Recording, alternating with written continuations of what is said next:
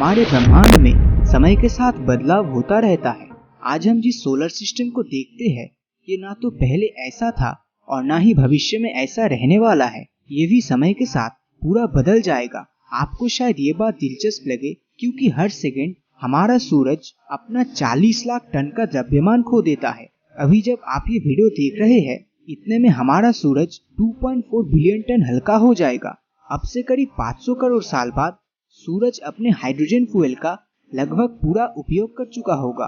सूरज की तरह ही ब्रह्मांड के सभी तारे लगातार अपने फ्यूल का प्रयोग करता है, और जब इनका सारा फ्यूल खत्म हो जाएगा तब ये तारे भी खत्म हो जाएंगे। साइंटिस्टों के अनुसार लगभग 100 ट्रिलियन साल बाद हमारे ब्रह्मांड में सभी तारे खत्म हो चुके होंगे और इस समय सिर्फ ब्लैक होल सी एनर्जी का एकमात्र जरिया रहेगा। तो क्या ऐसे में ब्लैक होल के आसपास जिंदा रहने के बारे में क्या हम सोच भी सकते हैं? क्योंकि ब्लैक होल्स के बारे में तो हमने बचपन से यही सुना है कि ये अपने अंदर ब्रह्मांड की तमाम चीजों को निगल लेता है और प्रकाश की किरणें भी इससे नहीं बच सकती। फिर इसी राक्षस के करीब जिंदा रहने की उम्मीद करना क्या सच में बेवकूफी वाला काम नहीं है? अब इसका उत्तर जानने के बाद शायद आप भी हैरान होने वाले हैं, क्योंकि आप जैसा ब्लैक होल के बारे में आज तक जानते आ रहे हैं, ये वीडियो उससे काफी अलग होने वाला है। 1980s के शुरुआत से लेकर अब तक लगभग सभी फिजिसिस्ट ये मानते हैं कि हर एक आकाशगंगा में कम से कम एक सुपरमैसिव ब्लैक होल जरूर होता है और इसमें गैस और धूल की एक डिस्क भी होती है। ये ब्लैक होल्स बहुत बड़ी मात्रा में रेडिएशंस निकालते हैं और इस वजह से इनके चारों तरफ एक विशाल घेरा बन जाता है, जिसे डेड जोन कहा जाता है। यहाँ पर आप डेड जोन का मतलब इवेंट होराइजन को मत समझ लेना। इवेंट होराइजन का मतलब होता है वो सीमा जहाँ तक ब्लैक होल का गुरुत्वाकर्षण पहुँचता है, और डेड जोन वो जोन होता है जहाँ तक ब्लैक होल का रेडिएशन पहुँचता है। ये बात तो आप सब जानते ही होंगे कि ब्लैक होल के आसपास जीवन की कल्पना भी नहीं की जा सकती, और ब्लैक होल पूरे ब्रह्मांड में जीवन के लिए सबसे कम अनुकूल वाला स्थान माना जाता है।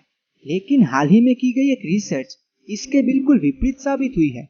हार्वर्ड यूनिवर्सिटी के एक बहुत बड़े एस्ट्रोफिजिसिस्ट मानसवी लिंगम एक ऐसे वैज्ञानिक है जो कि ब्लैक होल की विनाशकारी शक्ति के बारे में ना सोचकर ब्लैक होल से होने वाले अच्छाई के बारे में सोचता है। इन्होंने अपनी रिसर्च के जरिए ये कहा है कि 1980s के समय ब्लैक होल के डेड जोन को जितना छोटा माना जाता था, असल में वो उससे कई गुना छोटा है। तब एक सुपरमैसिव ब्लैक होल का डेड जोन 3200 लाइट ईयर तक फैला हुआ अनुमान किया गया था, लेकिन अभी की रिसर्च से यह पता चला कि ये डेड जोन सिर्फ 40 से 100 लाइट ईयर्स तक ही फैला है। डेड जोन का नाम सुनते ही ऐसा लगता है कि इसमें आते ही सब चीजें नष्ट हो जाएगी, लेकिन ऐसा नहीं है। अगर इस डेड जोन में कोई ग्रह होता है तो उसका वातावरण बिल्कुल सुरक्षित रहेगा। ऐसे में उस ग्रह पर जीवन की कल्पना की जा सकती है। मानसवी लिंगम ये कहते हैं कि ब्लैक होल सिर्फ चीजों को निगलने के लिए ही नहीं बनी, बल्कि ये तो जीवन के लिए कई जरूरी एलिमेंट्स का निर्माण करता है।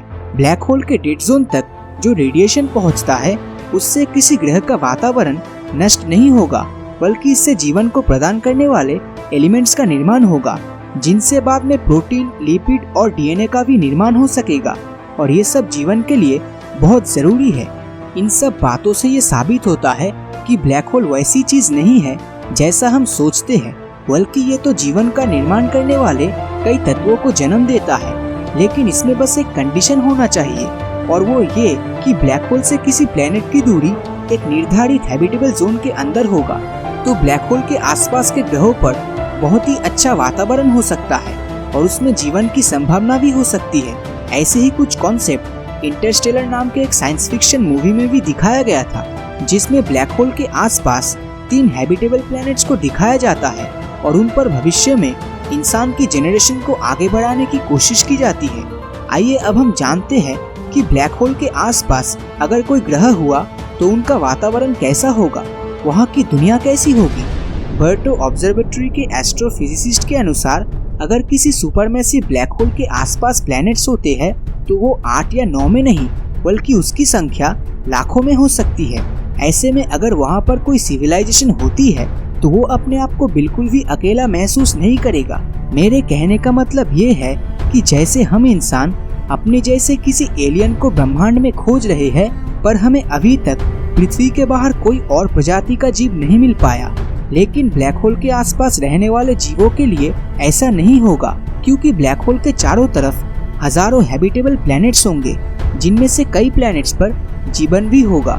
यहाँ पर ये बात आपको हैरान कर सकती है, लेकिन ये सच है कि यहाँ पर दो पड़ोसी ग्रहों के बीच की दूरी हमारी पृथ्वी और चंद्रमा के बीच की दूरी से भी 10 गुना कम होगी।